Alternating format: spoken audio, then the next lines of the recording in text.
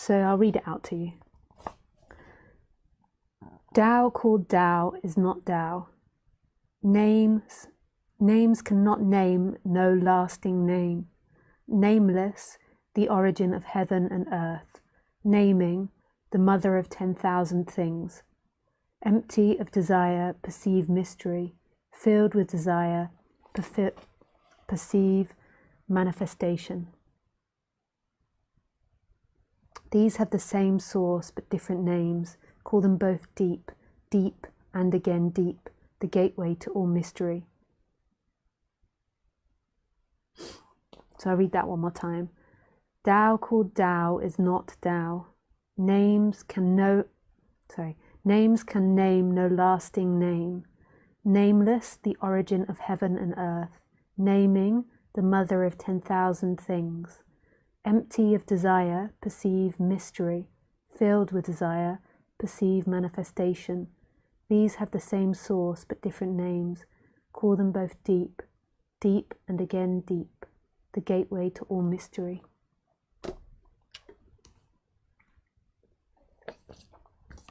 So, Tao called Tao is not Tao. So it's the same for non-duality. Like anything that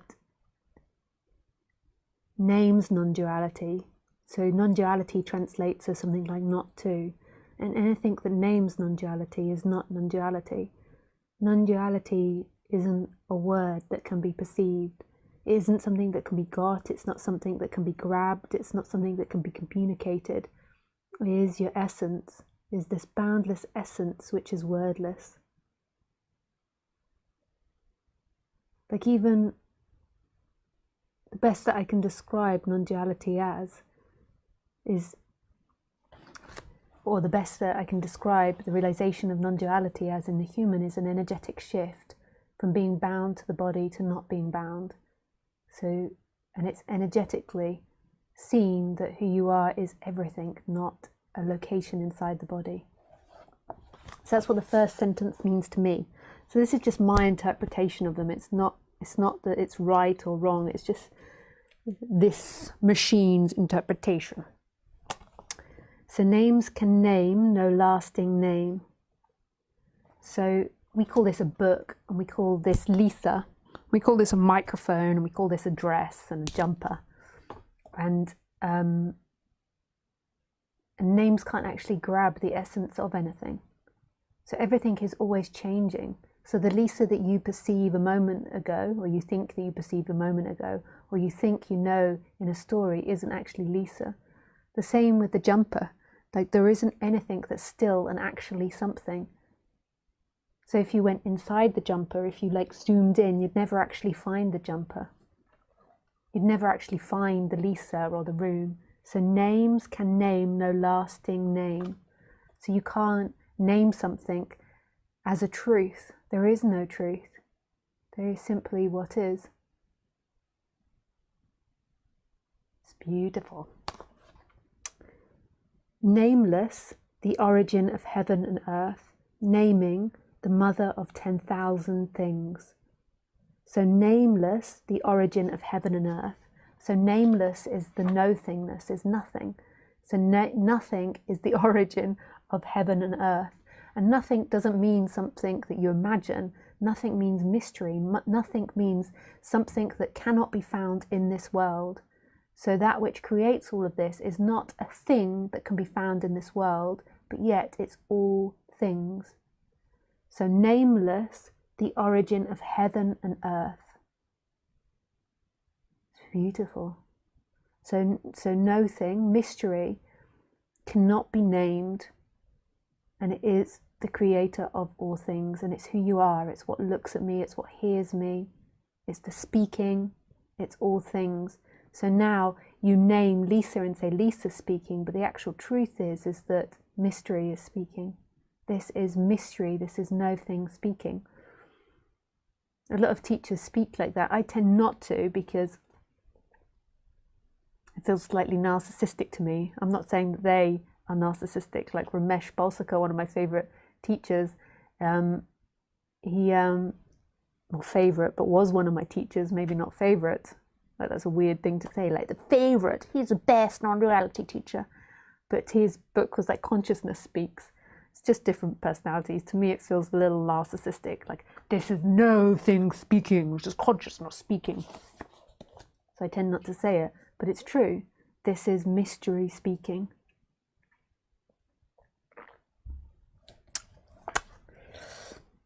Naming the mother of 10,000 things. So as soon as you put names to things, as soon as we name things, they become things. So without naming, there is no things. And then we name it, and then suddenly there's computer, there's table, there's Lisa, there's hair.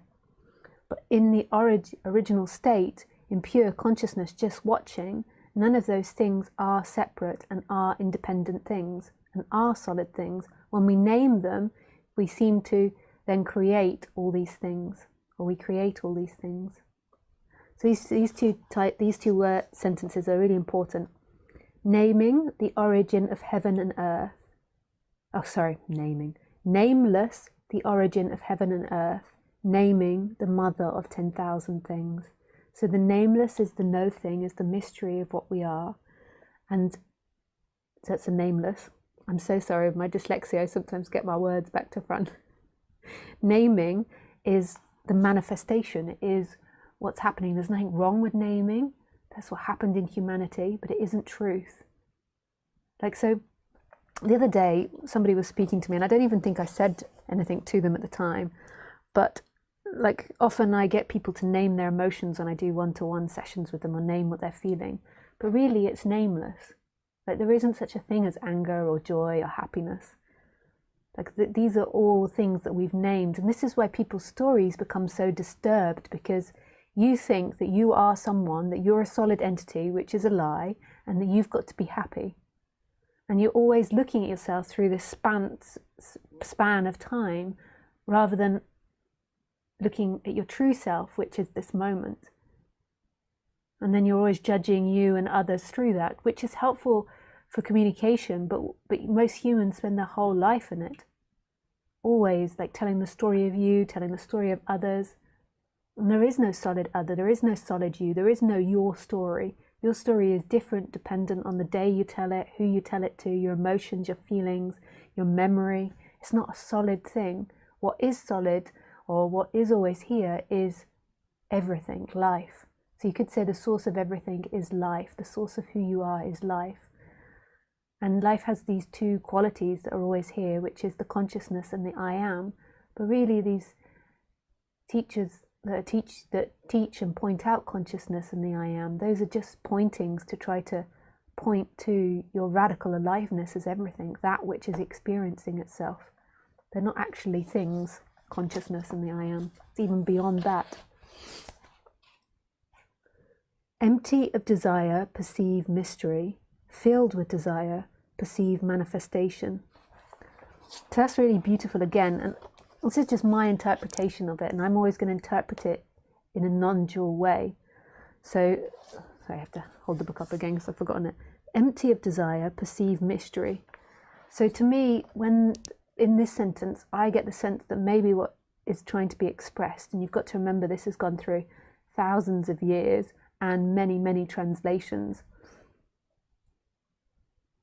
So, you know, it's impossible to know Lao Tzu's original meaning.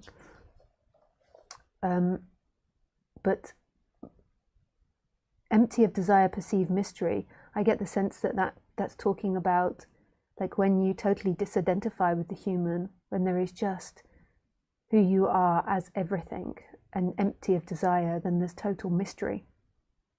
There's total mystery. And filled with desire, perceive manifestation. And I get the sense that means the body, like the body has desire. And I don't think desire in this context is bad. So in Buddhism, they wouldn't say desire is bad. What's bad is then craving, like the belief that desire will bring you fulfillment, whereas desire is just something happening. So filled with desire is the body. The body always has desire. It always wants to eat or to drink or to poop or to socialize or to have fun or to do things. So these are the two different realms in which we live in. We live in empty of desire, which is our pure essence and which most people have forgotten. And then filled with desire is the body. And filled with desire isn't a bad thing. Normally people are like, it's a bad thing because they're trying to disassociate back to the consciousness. But it's actually the craving that's the difficult thing, and then the attachment to the desire and attachment to the outcome. Okay. These have the same source but different names. Call them both deep, deep, and again deep, the gateway to all mystery. So, empty of desire, perceive mystery. Filled with desire, perceive manifestation. These have the same source but different names. Call them both deep, deep, and again deep. So they both have the same source, the person, the personality structure, and obviously the mystery, the consciousness, but both different names, what we name them, and call them both deep. So deep again, I presume what deep means is that like it's beyond the attachment to anything. So seeing these two different dynamics, the personality structure and the personal desires of the body, and seeing that you are no thing is a lot deeper than the identification with the person and who you believe yourself to be. So the desire on the bodily level is completely impersonal. And it's sort of that attachment to the desire has to fall away in order for the absolute to be seen, and in order for them to sort of come back together, even though they were always together. The gateway to all mystery.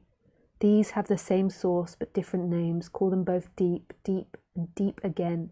The gateway to all mystery. Wow. So in other words, the personality structure has to arise. So it has to be a human body in order to have the deep experience of the oneness. Isn't that beautiful? So the vessel has to appear in order for there to be this experience of non-duality. So wonderful.